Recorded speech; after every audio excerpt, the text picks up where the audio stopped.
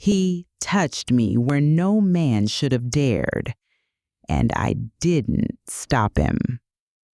The room was quiet, except for the soft hum of the air conditioner and the flicker of candle flames casting playful shadows on the walls.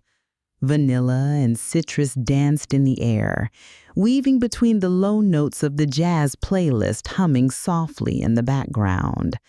I lay face down on the heated massage table, my towel barely covering my trembling skin, the warmth of the table seeping through and mixing with the nervous heat pooling inside me. The moment the door clicked open, my breath hitched. His footsteps were deliberate, slow, the sound echoing slightly in the small suite. "Good evening, Alyssa," he said, his voice a low, velvet purr that wrapped around me like a silken scarf. His presence filled the room, and my heart began pounding a wild rhythm I couldn't control. He poured the warm oil into his hands, and I felt the heat of his palms before they ever touched me. Then, with fingers gliding like liquid fire, he began, circling my shoulders, tracing the contours of my spine, each stroke slow, deliberate, as if memorizing every inch of my body. When his hands brushed just above my hips, a jolt shot through me. I closed my eyes, trying to convince myself this was just a massage, a release from stress. But beneath his touch, the truth screamed loud and clear. My body was waking, aching for something forbidden. The towel shifted, exposing the curve of my back.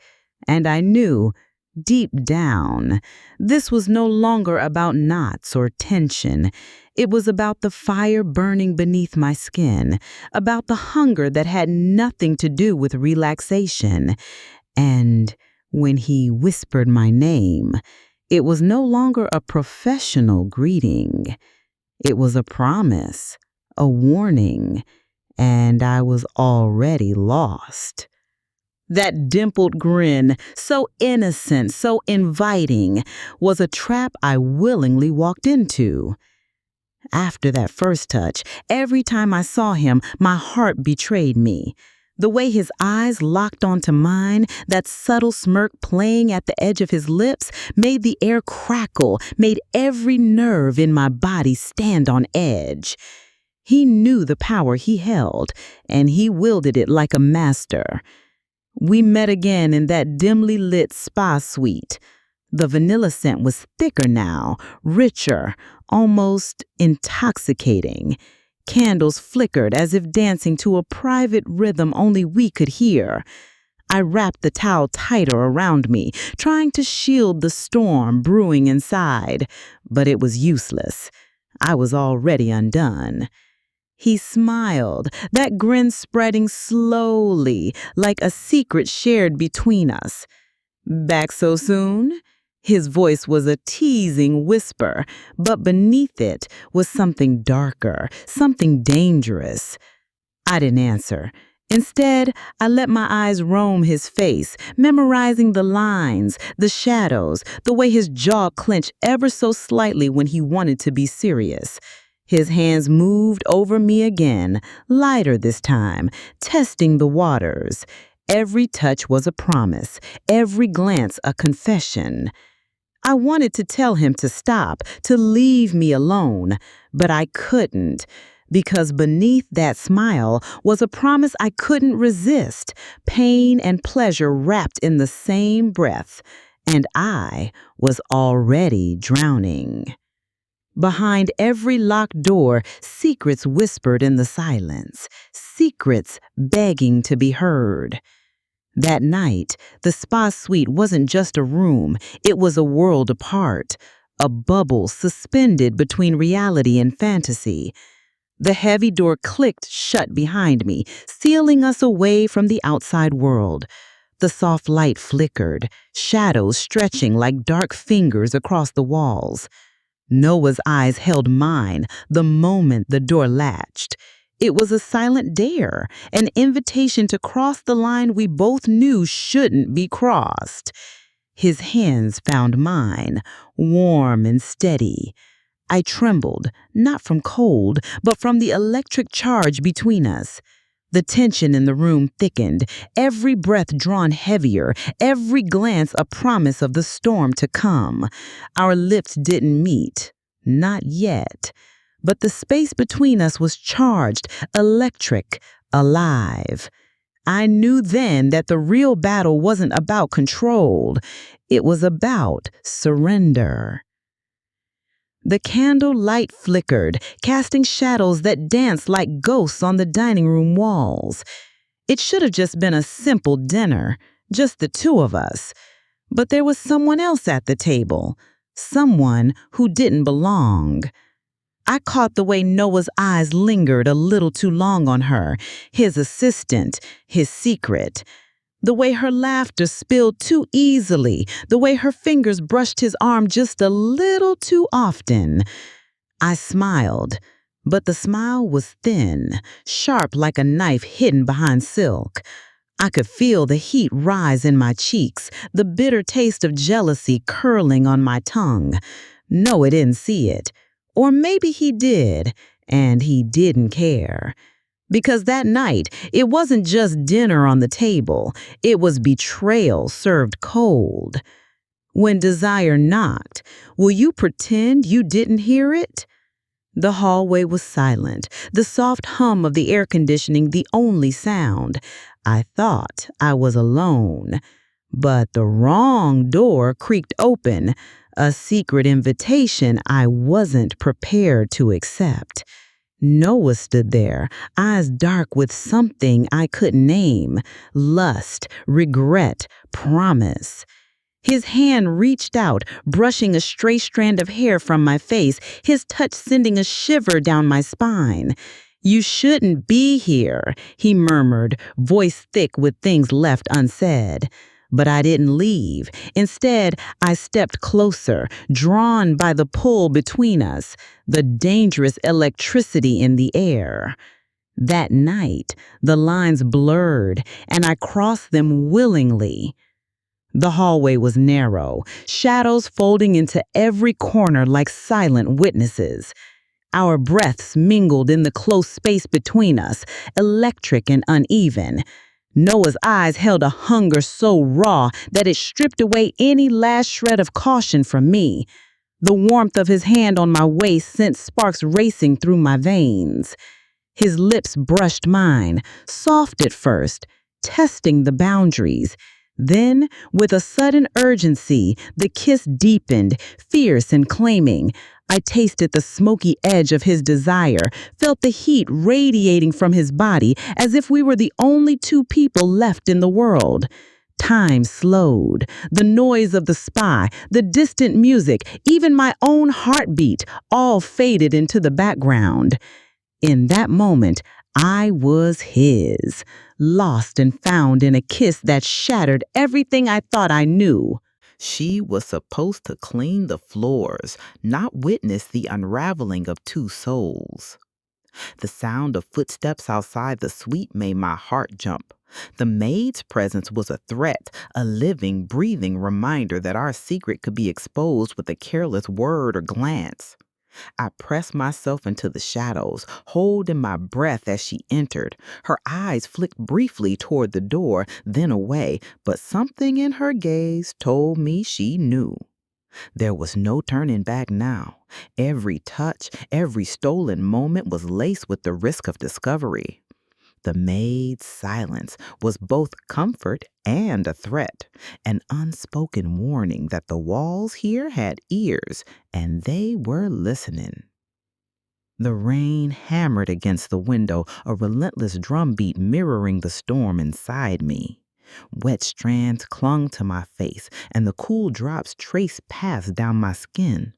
Noah's hands were warm, steady anchors as he pulled me closer, sheltering me from the storm outside and the one raging between us. His lips found my neck, tender and demanding. I shivered beneath his touch, lost in the intoxicating mix of heat and cold. Every drop of rain was a reminder. Some storms come to cleanse, others to drown, and I wasn't sure which one this was yet. Lust knows how to tiptoe until it screams. The sheets tangled around us, soft and suffocating. His breath was hot against my skin, his hands exploring with desperate reverence. We moved in rhythm, slow then fast, gentle then fierce. Every whisper, every moan, every stolen breath wove us tighter into a dangerous tapestry. In those moments, nothing else existed. No promises, no regrets, only the raw, aching need to be seen, to be claimed. And this time, I didn't want him to stop. The memory of his hands, the way they moved with purpose, with fire, haunted me long after the room grew cold. I found myself waiting, craving the next touch, the next stolen moment. Every time he looked at me, it was like he was trying to read my soul, uncover the secrets I hadn't even admitted to myself.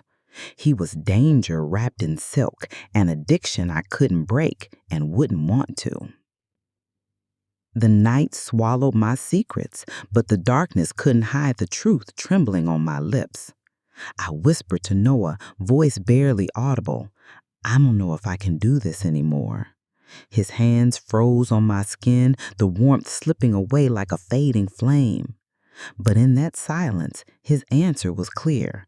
He pulled me closer, and instead of words, our bodies spoke, a language older than time, raw and unforgiving. The confession wasn't in what we said, but what we didn't, what we couldn't.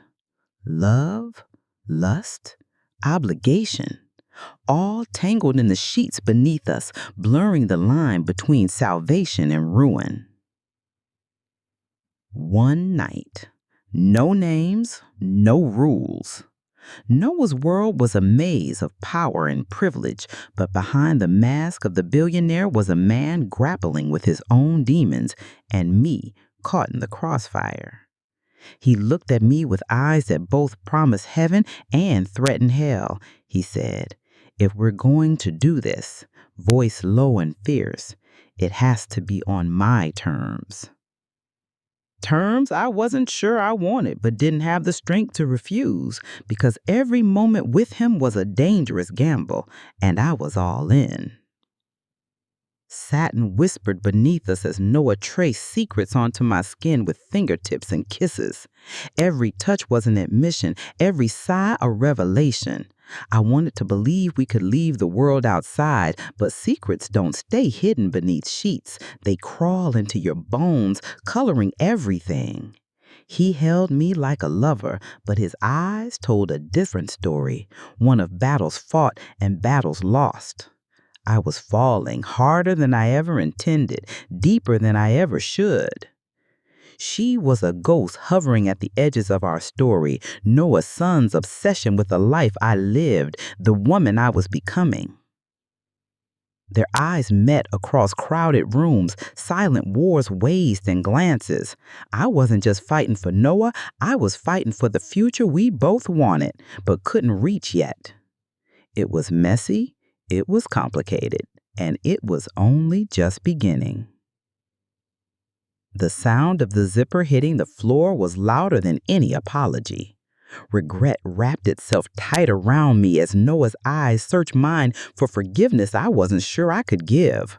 The night was heavy with unsaid words and shattered promises. But when his hands found me again, the regret slipped away, at least for a little while. Because sometimes in the heat of the moment, forgiveness is less about words and more about touch. Her lipstick was sharp, a scar etched on his collarbone, the mark of a war I never signed up for. I caught her gaze across the room, calm, confident, and unapologetic. She knew my name, knew my place in his life, and yet she didn't care. She was the shadow that haunted every stolen moment, the thief of promises whispered in the dark. My heart cracked a little more with every silent battle we fought, one no one else could see.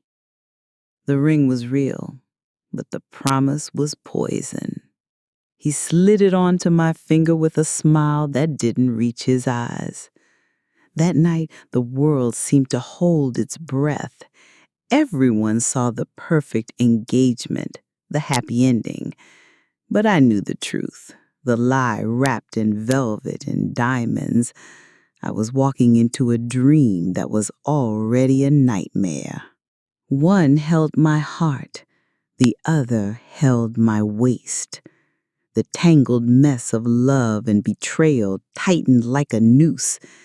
His son's eyes burned with something dark whenever he looked at me, and Noah's hands were never far from mine.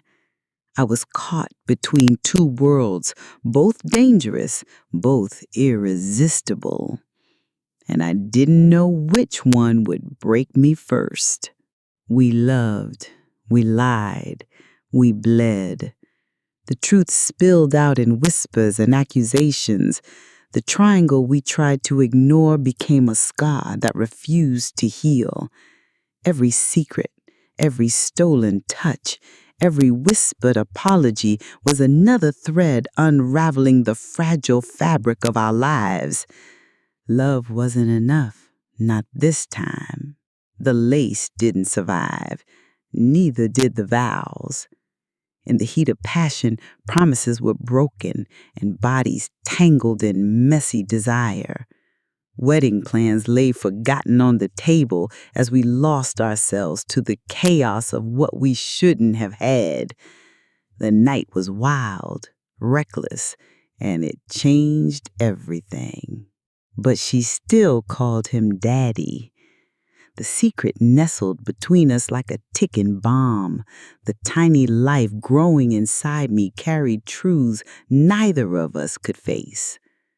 Every flutter, every kick was a reminder of the choices made and the lines crossed. Noah held my hand, unaware or pretending not to know that the child wasn't his. The lie we lived was fragile, but it had to survive.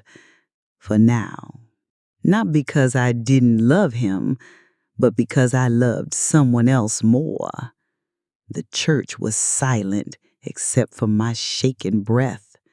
The gown was heavy, but the weight of my decision was heavier. I couldn't walk down that aisle, not while my heart was split in two. Turning away, I felt the sting of every eye, every whisper, but I was finally free, or so I thought. And I let him in twice. The betrayal cut deep, but so did the desire. When Noah showed up uninvited, the walls I'd built crumbled. One touch, one look, and I was helpless again. We danced on the edge of disaster, reckless and consuming, caught in a dangerous game with no winners. It echoed like a scream and ended like a prayer. Our last night together was everything and nothing. Passion, regret, love, and hate tangled in a final crescendo. The air was thick with unspoken apologies and promises broken before they were made. When the silence fell, I knew nothing would ever be the same. Closure or combustion? She only had time to choose one. Standing at the crossroads, I faced the ultimate choice: walk away with the scars or dive back into the fire. Noah's eyes held my future and my past. His touch was a temptation I couldn't resist. The question hung between us, heavy and electric. Forgive me or touch me again. Thank you for watching. Please let us know where you are watching from so we can say thanks. Please don't forget to subscribe.